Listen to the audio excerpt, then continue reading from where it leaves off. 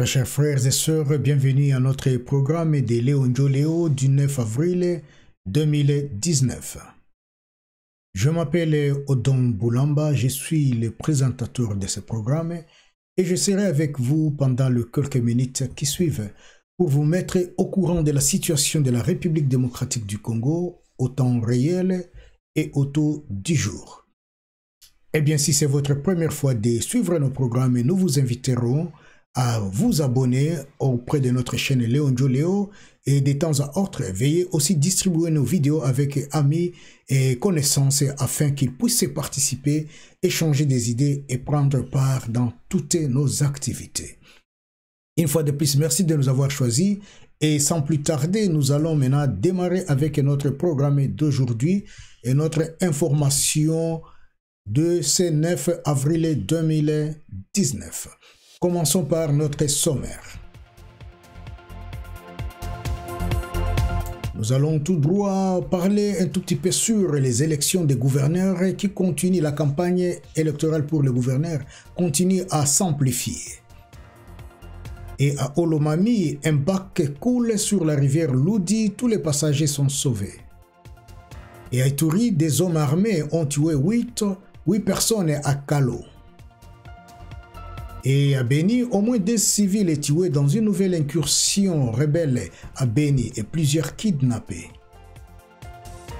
Nous vous parlerons de 5 morts et 9 blessés à Ouvira après une attaque armée. Et au sud Kivu, principalement à Minembwe, le village s'est vide après affrontement entre les FARDC et les rebelles. Et puis à Owele, il y a accrochage entre les Mbororo et la population autochtone à Faradje, comme bilan final au moins 1 mort. Et puis finalement, le FCC regrette les propos militants tenus par Félix Tshisekedi aux États-Unis. Et c'est sur ces derniers points que nous allons ensemble essayer de vous parler, nous allons vous mettre au courant, nous allons faire une petite analyse, un petit commentaire sur la situation du FCC, le message du FCC auprès du président Tshisekedi. Une fois de plus, merci de nous avoir choisis et nous allons maintenant tout droit à notre information détaillée. Les élections des gouverneurs, nous commençons par Chopo où le peuple souhaite que le nouveau gouverneur de la Chopo soit rassembleur et privilégie les intérêts de la province. Quant à Kinshasa, les affrontements entre partisans des candidats gouverneurs ont été observés à l'Assemblée provinciale. Parmi les 9 candidats, 7 sont candidats indépendants, l'un d'eux est issu du cash et un autre du FCC. Le FCC majoritaire au sein de cette assemblée provinciale avec plus de 20 députés, pendant que Kaché occupe la 2e position avec plus de 10 électeurs au niveau de Kinshasa. Je vous rappelle que ceux qui votent pour le gouverneur sont seulement les députés provinciaux et le FCC, le Front commun pour le Congo, qui est majoritaire à plus de 20 députés. Au Katanga, une vive tension a été observée entre les militants de l'UDPS et ceux du PPRD. À Sankuru, le candidat Moukou Madi affirme être privé de campagne. Et puis à Tanganyika, le candidat présente leur projet. Un, c'est désister en faveur des Zoé Kabila. Nous allons à Olomami où un bac opérant sur la rivière Loudi dans la cité de Loena à Olomami a coulé ce dimanche 7 avril. Les passagers qui étaient à bord ont tous été sauvés par les habitants des villages environnants. À Ituri, 8 personnes ont été tuées par des hommes armés entre vendredi 5 avril et dimanche 7 avril en territoire de Djougou. 5 des 8 personnes tuées l'ont été dimanche au village de Kalo, dans le territoire de Djougou. Selon les chefs des collectivités de Djatsi, Claude Matesso, les inciviques ont ouvert le feu sur la foule qui se trouvait au marché, tuant sur coup 5 personnes. 3 autres personnes grièvement blessées par balles ont été admises dans un hôpital pour des soins.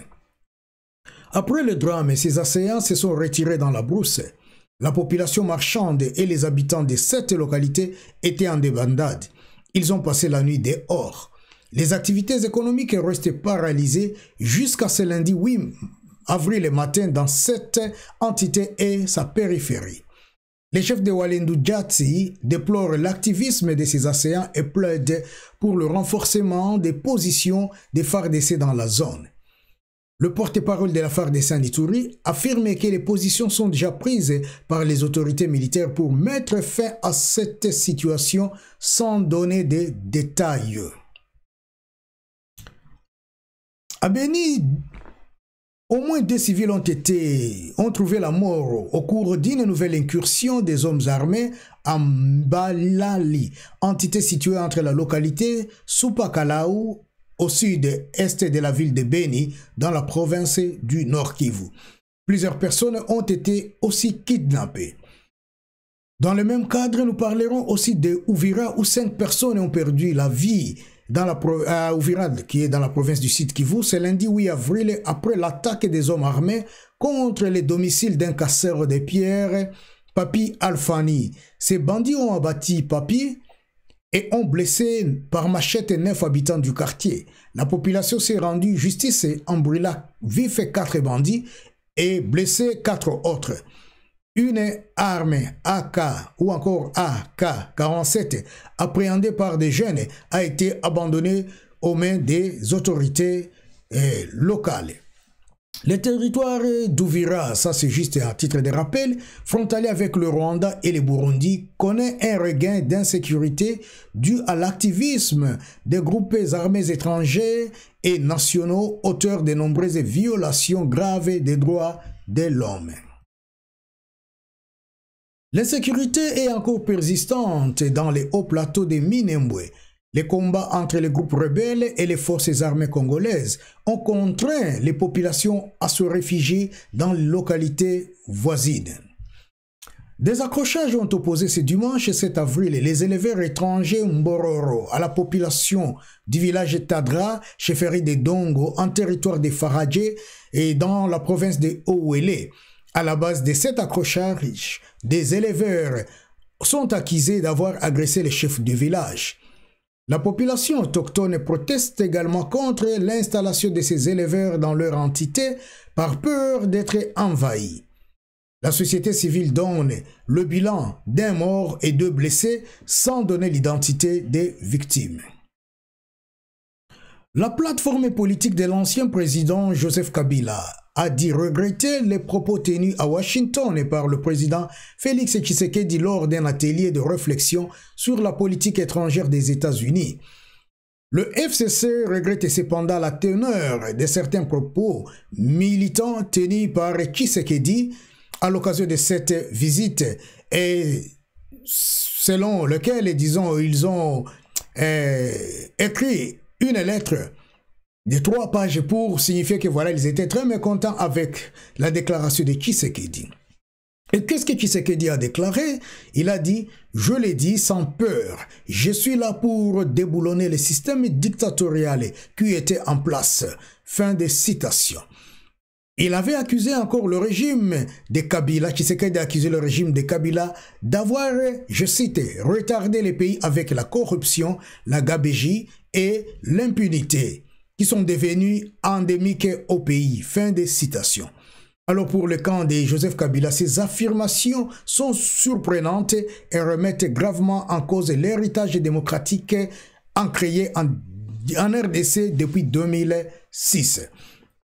Eh bien voilà, c'est ça notre information du jour et je vais passer à un petit commentaire que je vais tout simplement vous dire le penser, les analyses, pas toutes ces analyses ne viennent pas de moi, mais il y a aussi d'autres contributions par-ci, par-là. Et c'est ainsi que je vous demanderai vraiment d'être avec moi, patient et comprendre que voilà, et il y a des analystes autour du monde qui parlent de la RDC et voilà, je vais vous émettre leur point de vue. Et les miens aussi seront dans cette analyse. Allons maintenant tout droit à notre analyse du jour et nous parlerons de cette complainte du FCC entre le FCC et le cash. Alors, que dure? Est-ce que cette alliance FCC-Cash signée, c'est une alliance monstrueuse? Est-ce que c'est un mariage des conflits? Est-ce que c'est un problème d'intérêt? Nous ne savons pas. Mais nous saluons d'abord les échanges qui donnent un certain espoir, dirais-je, entre ces deux groupes. Et quand je parle d'espoir, il y a toujours les espoirs.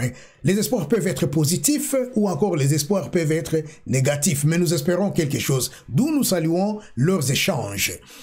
Et alors, l'UDPS jusque-là est à la tête du pays et tout le monde attendait à ce que l'UDPS puisse diriger le pays parce qu'on savait qu'avec l'UDPS, le pays va aller de l'avant. Ça, c'est l'opinion d'un groupe. Mais il y a d'autres qui s'attendaient à la contribution du FCC parce qu'avec Chadari ou encore avec le PPRD, le pays pourrait aller de l'avant. Et il y a d'autres qui disaient non, avec Lamouka de l'autre côté, on pouvait tout simplement voir soit SID à la tête du pays, soit ensemble pour le changement, et le pays pourrait aller de l'avant. Mais que ce soit Lamouka, que ce soit Cash ou encore FCC, ou encore des indépendants, le peuple congolais demande une seule chose. Alors, qu'est-ce qu'est la chose en question? C'est la meilleure vie, c'est tout. Et quand on parle d'une meilleure vie, la première chose qui donne le flash, qui influence le mot meilleure vie, c'est la paix du corps, la paix de l'âme et la paix de l'esprit.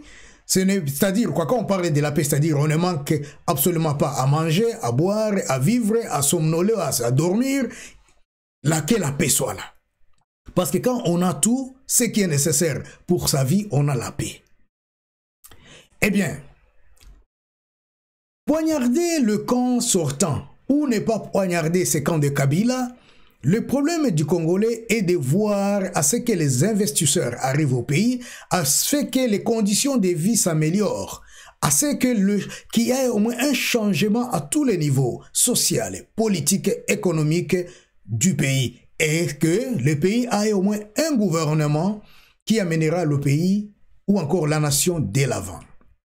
C'est ainsi que, comme j'ai titré, disons, ce programme, les gens du FCC disent, voilà, ça suffit assez.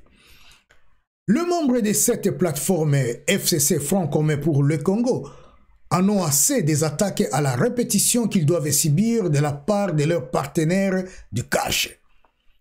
Et ceci est venu, ce texte, ce que je vous présente actuellement, aura une certaine analyse qui a été présentée par la Libre de Belgique. Et il y aura d'autres analyses que nous avons trouvé d'autres sources différentes. Donc, je vais tout vous présenter et à vous de tirer la conclusion. Et il ne se gêne pas pour le faire savoir dans un communiqué de 3 pages aussi documenté que pernicieux. Posé sera le bol et cette incompréhension de se faire ainsi attaquer sans cesse par leurs nouveaux partenaires, les signataires ne retiennent pas les coups, même s'ils sont donnés ici par une plume trempée dans l'acide. Il n'est pas nommé, s'il n'est pas nommé, c'est évidemment Félix Tshisekedi qui est ciblé directement. Lui qui a promis aux États-Unis de tout faire pour déboulonner le système dictatorial. Une petite phrase qui ne passe pas du tout chez les amis de Joseph Kabila. Joseph Kabila qui est absent du pays pour quelques jours, le temps d'une visite évidemment privée à Dubaï. Il en profite dès lors pour dresser un petit bilan économique de l'ère Kabila, insistant sur l'amélioration des chiffres macroéconomiques et sur le fait que les caisses de l'État étaient un peu mieux garnies qu'au début du nouveau millénaire. Un petit bas de laine qui permet d'aujourd'hui expliquer les signataires du texte à Félix Tshisekedi d'entreprendre la phrase des travaux des 100 premiers jours de son mandat. Dans la foulée, le communiqué va nettement plus loin en s'interrogeant sur les modes de gestion actuels et sur les dérives dépensières des nouveaux arrivés. Je cite, « La gestion économico-financière de notre pays, depuis des mois, non seulement c'est fait en violation de la Constitution et au mépris des textes légaux, mais laisse aussi apparaître des tendances réellement préoccupantes qui devraient faire l'objet de corrections idoines et urgentes par les gouvernements des coalitions, dont la nomination du Premier ministre. Fin de citation. Et les membres du FCC ne cachent pas, hors communiqué, leur colère face, je cite, aux dépenses outrancières de la délégation congolaise à Washington. S'il fallait faire la balance de ce que la RDC a dépensé et de ce qu'elle ramène au pays, ce serait largement déficitaire. Fin de citation. Alors, cela a été fait par un membre du FCC qui pointe aussi la manque de suivi des travaux de 100 jours et fustige les 2,5 millions de dollars pour le mausolée à la mémoire d'Étienne Tshisekedi. Ça fait cher le doigt, a-t-il dit. Eh bien, même si les gouvernements Tshisekedi, si vous voulez bien que le gouvernement n'est pas encore là, s'ils ont effectué ces voyages à Washington, ils ont fait leurs dépenses.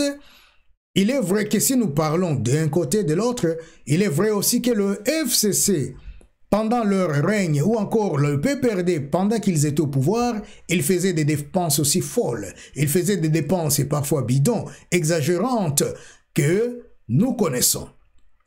Et de ces faits, je ne sais pas pourquoi est-ce que, ou encore comment est-ce que cette déclaration, ou encore le voyage de Tshisekedi gêne ces gens. Il est fort possible que il y a une tension entre ces deux groupes et cette tension peut être réelle ou encore irréelle. Cette tension peut être juste une mascarade ou encore c'est vrai qu'il veut il veut encore se détacher complètement de ce groupe du FCC ou encore il veut violer les accords. Mais attendons voir parce que nous ne savons pas là où nous allons, mais nous voyons quand même il y a une certaine projection qui peut nous signaler que voilà, il y a un petit ça ne va pas, que ce soit de la farce ou encore de la réalité, il y a un petit ça ne va pas dans tout ce qui est en train de se passer entre le FCC et le groupe de Cash. Alors, dans la foulée et en conclusion, les signataires, en appelant à M. Antoine Félix Tshilombo, ils ont même oublié son nom de Tshisekedi, pour qu'il installe rapidement des institutions constitutionnelles nationales, provinciales et qu'elles deviennent rapidement opérationnelles. Le rappel à l'ordre a le mérite de la clarté. Les partenaires de Cash sont fatigués des attaques et d'attendre la mise en place des institutions. Ils ont envie de reprendre la main. Alors, c'est ainsi que je vous parlerai un peu comment est-ce que Kabila a choisi pour être président. Et une fois de plus, cette coulisse ou encore ces coulisses d'élection nous ont été présentées et je les ai déjà présentées en Swahili et à Lingala. Et voilà, maintenant nous sommes en français. Depuis le 2 janvier, tous les voyants indiquaient que le vainqueur de ces scrutins présidentiels était connu et disposait d'une belle marge d'avance sur ses requérants. Tous les acteurs étaient conscients de cette donne. Aujourd'hui, une amnésie sélective a frappé certains d'entre eux. D'autres ont fait une croix sur leurs valeurs essentielles, tandis que les derniers se complaisent dans cette mascarade. La Libre, ça c'est le journal, La Libre de Belgique, est retournée dans les coulisses pour comprendre les mécanismes qui se sont mis en place en RDC pour aboutir à la mise au pouvoir du pouvoir choisi par son prédécesseur. La pluie s'est abattue sur Kinshasa le 30 décembre dernier. Malgré cette pluie, malgré certaines défaillances des machines à voler ou à voter, les Kinois se sont mobilisés en nombre pour se rendre aux urnes et choisir à la fois leur président de la République et leurs députés nationaux et provinciaux. Les mêmes scènes se produisent dans tout le pays, à l'exception de Yumbi, dans le Mai-Ndombe, qui a été ravagé par de terribles violences intercommunautaires, et Beni et Butembo, dans le Nord Kivu, qui ne pouvaient pas participer suite à la crainte de la propagation de l'épidémie Ebola qui a poussé la CENI ou encore la Commission électorale et nationale indépendante à repousser les scrutins. Dans tout le pays, la méfiance est de mise. Kabila, président depuis 2001, a accepté d'organiser ces scrutins à contre-cœur. Atteint depuis 2016, déjà par la limite des 2 mandats consécutifs, l'homme sait qu'il va devoir céder son siège présidentiel. Une perspective qui ne lui scie pas guère. Mais avant de mettre en branle ce scrutin, il a veillé à bien cadenaser toutes les structures de l'État. La Cour constitutionnelle, unique recours en cas de litiges électoraux, est complètement à sa main. Même constat pour la CENI, qui a imposé le recours à la machine à voter pour ce scrutin malgré l'obligation faite par la Constitution de ne passer que par un vote papier pour la présidentielle. Les observateurs internationaux ont été priés de rester chez eux. La République démocratique du Congo a organisé ce scrutin sur ses fonds propres et estime donc qu'elle n'a de compte à rendre à personne. Une septantaine d'observateurs de l'Union africaine sont malgré tout déployés sur le terrain. L'Église catholique, elle, a formé progressivement au moins 40 000 observateurs issus de ses rangs ou de la société civile. Un premier caillou dans l'organisation de ces scrutins. Ces témoins vont en effet emporter des copies des procès-verbaux des bureaux de vote. Difficile dès lors de bourrer les urnes a posteriori. Un autre caillou se nomme John Marton, l'ambassadeur britannique en RDC. Depuis son arrivée en septembre 2017, ce fanatique de l'équipe de rugby du pays de Galles n'a eu de cesse de défendre contre vent et marée le régime Kabila.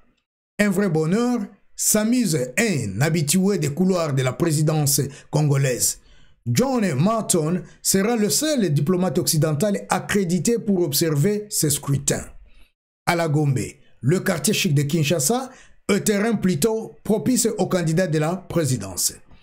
Mais l'ambassadeur Marton et son équipe, dont certains sont bien rodés dans cet exercice d'observation, vont se rendre compte que même à la Gombe, le camp de la plateforme Lamuka, qui soutient la candidature de Martin Fayulu, a le vent en poupe.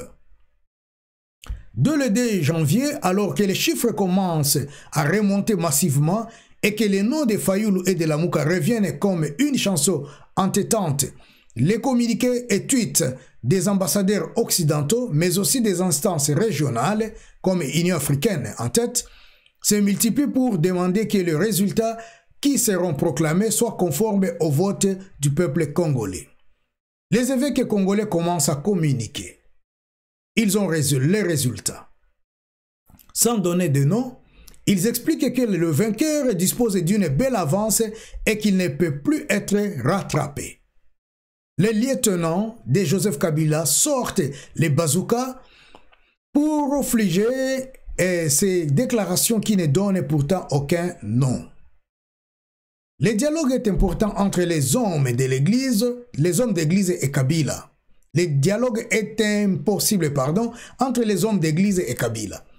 La CENI tente d'expliquer à Joseph Kabila qu'il va être très compliqué d'imposer Charadi. Il est très loin du premier. Il faudrait trop de voix et le taux de participation est trop bas.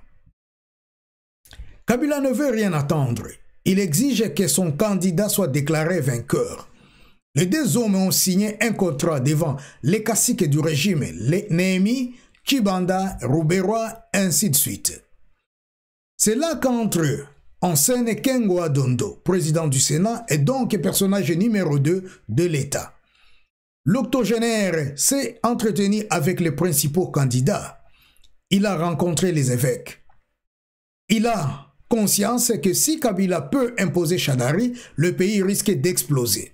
C'est ainsi que le 3 janvier, au soir, alors que Shadari prépare sereinement la grande fête de sa victoire en passant une commande de 125 000 $ à une brasserie quinoise, Kengo a reçu nuitamment par Kabila. Il lui explique que Shadari flirte avec les 15%. L'imposer signifierait se mettre à dos 85% de la population. Le risque d'explosion est gigantesque. Le 4 janvier, Kabila contacte Madame Zirougi, la représentante spéciale du secrétaire général des Nations Unies et chef de la MONUSCO. Il l'envoie rencontrer Martin Fayoulou pendant ce temps. Quand un directeur de la brasserie se présente au Rotana, qui est le quartier général informel et branché du PPRD, parti de Kabila, Shadari Refrogné lui explique que la fête est reportée et que la commande est annulée. Le message de Kengo a changé la donne. Kabila doit se rendre à l'évidence et commencer une nouvelle négociation. Kengo, lui, sera remercié quelques semaines plus tard lors des législatives en n'obtenant aucun élu. Il ne fait pas toujours bon de dire la vérité comme un évêque l'a dit. Le quartier général des Irougui est à un jet de pierre chez Fayoulou. La rencontre entre ces deux est vite organisée. Madame Zirougui a 3 questions. Toutes portent sur les garanties que Martin Fayoulou peut donner à Joseph Kabila. Fayoulou dispose lui aussi des chiffres. Il sait qu'il est largement en tête du scrutin, qu'il est incontournable. Le candidat de la Mouka ne promet rien d'autre que d'appliquer la loi et la Constitution. Le statut de l'ancien chef de l'État est prévu dans la Constitution. Une autre question porte sur une éventuelle révision des codes miniers. Fayoulou renvoie à son programme électoral qui évoque le sujet et qui parle d'une table ronde avec les acteurs du secteur. Enfin vient la question d'une éventuelle rencontre entre les deux hommes. Je n'ai jamais refusé de le voir, mais je ne voulais pas que cela se fasse en catimini, explique Martin Fayoulou. Après quelques coups de fil, Fayoulou propose une rencontre chez Madame Zirougui ou sur un navire façon Ouatenika, le navire sud-africain qui avait accueilli la rencontre entre Mobutu et Kabila Père sous l'aile de Nelson Mandela le 4 mai 1997. La réponse d'un Fayoulou considéré comme très difficile à manœuvrer et trop dangereux parce que soutenu par Moïse Katumbi, l'ennemi juré de Kabila, et Jean-Pierre Bemba, ne veut pas plaire à Joseph Kabila. Samedi 5 janvier, Félix Tshisekedi est attendu à Brazzaville. Le président Sassou Nguesso a invité les 3 principaux candidats. Fayoulou est annoncé pour le dimanche. Shadari doit clôturer leur visite lundi 7. Tshisekedi ne traversera pas le fleuve. Kabila a commencé à négocier avec le décan. Il se méfie de Tshisekedi mais ne peut envisager de céder le pouvoir à Fayoulou et à ses amis. Dès ce moment, plus personne ne semble s'intéresser à la vérité des urnes. Le samedi 5, toujours Kabila rencontre quelques généraux. Le nom de Tshisekedi est évoqué. Les généraux Numbi en tête voient d'un très mauvais œil cette piste.